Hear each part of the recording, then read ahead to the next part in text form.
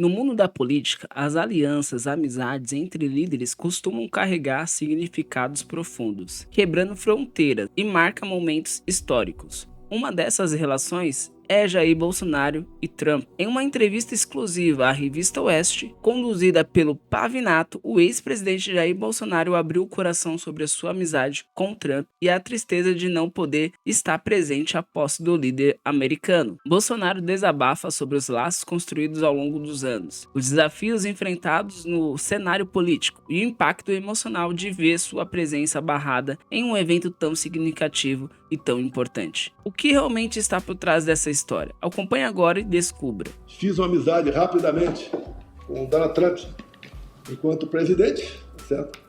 Temos aqui, eu recebi um livro dele, alguns podem falar que não é para qualquer um, tá certo? Temos aqui, assim, nós temos 4 páginas aqui dentro, comigo, ou seja, ele tem um carinho para comigo. Ele gostaria de apertar minha mão também, senão não teria me convidado. Claro, sem dúvida. Parece que foram 5 chefes de Estado que foram convidados. Eu não sou chefe de Estado. E não estou indo para uma festa de batizado da filha ou da neta de ninguém.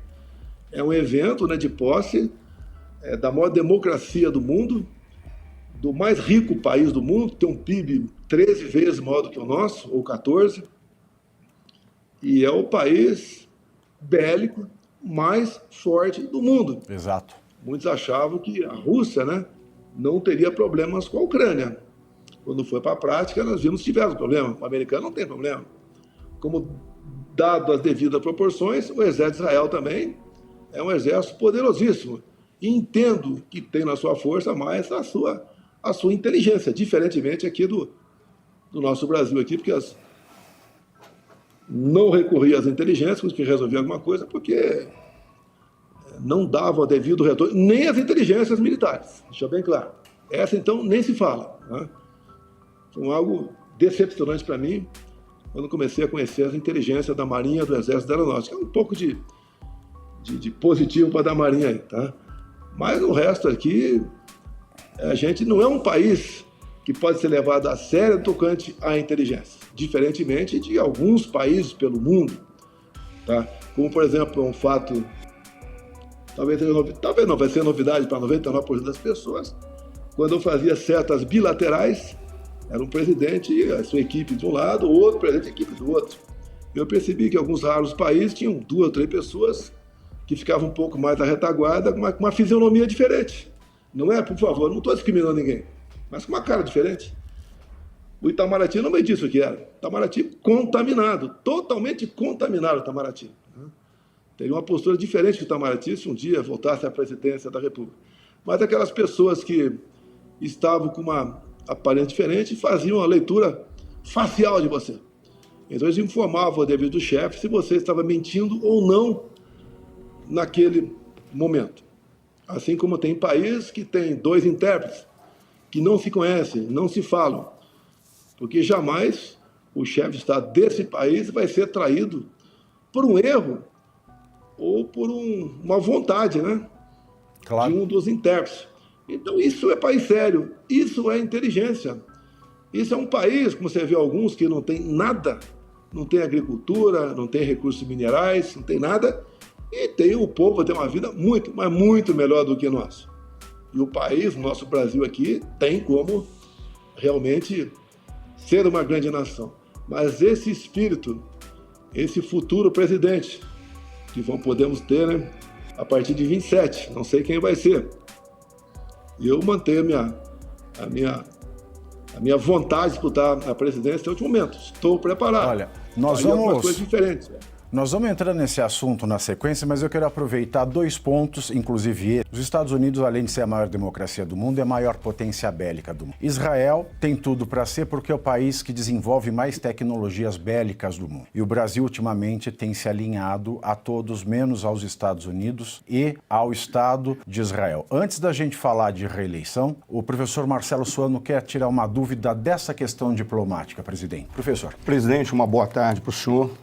Independentemente do resultado, eu creio que o senhor vai ter uma boa semana, um resto de semana e uma próxima semana boa também, por uma razão muito simples. Quanto mais se bate, a boa massa melhor fica e o povo percebe isso. A minha pergunta é sobre relações internacionais e mais especificamente relacionamento Brasil-Estados Unidos. Nós sabemos que o Brasil e os Estados Unidos, eu gostaria que o senhor avaliasse como será durante a gestão do Trump, pelo menos ao longo desses 2 próximos anos que está na gestão do atual presidente, que é o final da gestão do atual presidente. Mas tem alguns elementos que eu gostaria de pontuar para o senhor. O primeiro dele, nós sabemos que o Brasil e os Estados Unidos são países amigos, são sociedades irmãs, são sociedades que se gostam, são sociedades que comungam dos mesmos valores. E por essa razão sempre fomos aliados e parceiros ao longo da nossa história. Não à toa, foi o maior parceiro comercial e durante um certo tempo, por mais que nós não seja mais, está em segundo lugar. O ponto é que nós temos que trazer outro elemento. Durante a sua gestão, talvez não, com certeza, pelo fato de comungarem de valores ocidentais comuns, por comungarem dos mesmos princípios cristãos, o relacionamento de amizade do senhor com o presidente Trump aproximou mais ainda o Brasil dos Estados Unidos. Na atual gestão, com os 2 últimos anos do governo Biden, nós percebemos que, independentemente do atual presidente ter as mesmas posturas, os mesmos valores, a mesma ética, o mesmo comportamento do Biden, houve um afastamento, com uma aproximação maior do Brasil com adversários dos Estados Unidos. Por isso eu gostaria que o senhor poderia fazer uma avaliação de como será, pelo menos nos próximos 2 anos do governo Trump, o relacionamento com o Brasil. Olha, o próprio Trump disse há poucos meses que não entendeu por que o governo Biden, que está deixando lá agora a presidência, tratava com tanta deferência o atual presidente do Brasil. E eu, em 2 anos com o Biden, depois de 2 fora aqui, né, não tivemos contato, mas como ele nos afastava, ou procurou afastar o tempo todo. O Trump disse que o Brasil aqui sempre tratou os Estados Unidos como um país imperialista. Pode ver, se eles quisessem dominar qualquer parte do mundo após a Segunda Guerra, teriam dominado, mas não dominaram nada, absolutamente nada. Você vê do atual governo, faltavam poucos dias para as eleições americanas, o senhor Lula da Silva falou que a volta do Trump seria o retorno do fascismo e do nazismo com outra face. O que ele quis dizer com isso? Você pode ver, a questão do BRICS.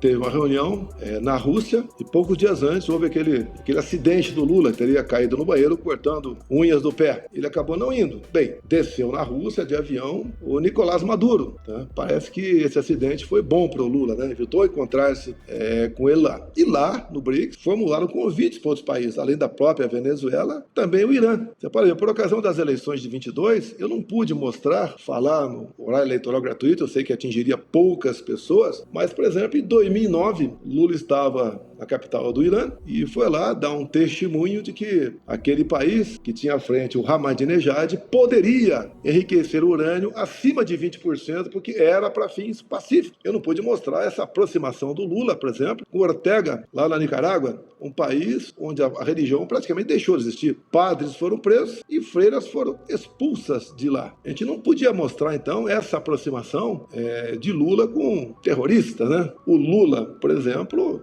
só faltava declarar que o Hamas é o grande aliado do Brasil, né? Uma afronta, não é o povo israelense, uma afronta a todos aqueles que amam a democracia e abominam o terrorismo. Então, esse tipo de governo realmente é o que se instalou no Brasil e alguns setores poderosos da administração Biden não queriam me ver continuando aqui no Brasil. Ele falou também, o Lula, há poucos meses, de mudar o padrão dólar para yuan, ou seja, fazer negócio com a moeda chinesa. Há poucas semanas, como teve aqui no Brasil, Xi Jinping foram assinados 37 acordos, e entre eles um empréstimo de 5 bilhões de yuan, o equivalente a 4 bilhões de reais, da China para conosco, dinheiro para o BNDES. Bem, quando você faz um empréstimo de 4 bilhões de reais, você vai ter que pagar 15% de juros no ano que vem, por ano. Tá? Também acordos com a China da exploração de urânio. Sabemos que está na Constituição que a lavra é monopólio da União, mas quando você tem uma empresa brasileira que pratica a lavra, ou depois do urânio chegar aqui, a órgão competente no Brasil, ele pode ser negociado. Ou seja, um minério estratégico como esse, obviamente, você está dando as costas para os Estados Unidos. Você tem que ter, no mínimo, né, se você não quer beneficiar um outro país, que tenha uma certa equidistância no tocante a isso aí. Você vê um problema problema na Venezuela. Não é apenas a Venezuela, o ditador Maduro. Lá dentro tem tropas, né, da China e da Rússia. E por que estão lá dentro? Porque é um país riquíssimo. É o país mais rico em petróleo do mundo. Além de Vespas Negras, lá de Cuba. Tá? Gente que defende o terrorismo de alguns países do mundo. Não é o Maduro apenas um problema para aquele povo se libertar. Lá atrás, eu não posso entrar em detalhes, porque em conversas que eu tive com o Trump sobre a Venezuela, o que fazer, como poderíamos, né, buscar uma maneira de libertar aquele povo, porque é problema para nós aqui. Ainda hoje em dia, eu calculo que por dia 700 pessoas chegam lá em Roraima via Pacaraima. E quando uma ditadura começa a aparecer, primeiro quem tem dinheiro vai para países como os Estados Unidos. Uma classe média alta aqui na América do Sul, da Venezuela, se espalhou para o Chile, para a Argentina, que falam uma língua semelhante à tua. E depois o que sobrou da população, as pessoas mais humildes, os mais pobres, vem a pé para o Brasil. E é um problema para nós, é um problema para eles. Sempre, em qualquer lugar que eu vá do Brasil, encontro venezuelanos. E eles, por vezes, choram. Queriam retornar ao seu país, mas não tem como retornar para o seu país. Até porque lá a fome se faz presente para 90% dos brasileiros. Se me permite aqui, o Padre Neto, eu vejo, quando eu converso com gente mais humilde, né, que é petista, não é dar pancada, criticar, chacoalhar. Geralmente eu falo o seguinte: você é petista e gosta do Lula, gosta da sua política, fala gosta. Você sabia que ele sempre teve uma paixão muito grande por Cuba, por Fidel Castro? Alguns sabem, né? Sim. Você quer um regime como esse aqui no Brasil? Ele fala às vezes sim. Eu pergunto para ele: você sabe quanto é o Bolsa Família em Cuba? Não. Eu falo: é zero. Você sabe quanto é o salário mínimo em Cuba? Em torno de $15 por mês. Você sabe que em Cuba, um ovo aqui está abaixo de R$1, tá? Você tem que ter um cartão de supermercado para comprar no máximo meia dúzia de ovos por cabeça por mês no supermercado. Você começa a mostrar para essas pessoas o quão errado ele está. E o exemplo mais claro disso, já que a minha esposa é filha de nordestino, né, não tem qualquer discriminação, a gente vê aqui no Sudeste muitos nordestinos que vieram para cá. Eu, quando em 1973 fui para a Escola Preparatória de Cadeia do Exército com 15 anos de idade, eu não queria sair de Eldorado Paulista. É uma cidade pobre até hoje, não tem nada lá, tá? Vive do Fundo de Participação de Município e da bananicultura, que não é tão rendosa assim. E eu não queria sair de Eldorado Paulista. Esses nordestinos não queriam sair das suas regiões também. A gente pergunta para o piauiense: o Nordeste não deveria ser a região mais rica do Brasil, mais próspera? Afinal de contas, o PT está 20 anos dominando a região. Exatamente. Falando em igualdade, fraternidade, em amor e não discriminação. Aí vem o próprio Lula. É exatamente o contrário que acontece. E vem o próprio Lula e diz, né, que ele está farto de ver o Nordeste exportar só empregado. Né? Fala discriminatória. E ele diz, uma fala como essa. Ele diz que quando se ganha mais... E aí, pessoal, o que vocês acharam sobre essas falas de Jair Bolsonaro, sobre não poder ir à posse de Trump? Quero saber a sua opinião. E claro, deixa o like, se inscreva no canal e até a próxima. E eu fui!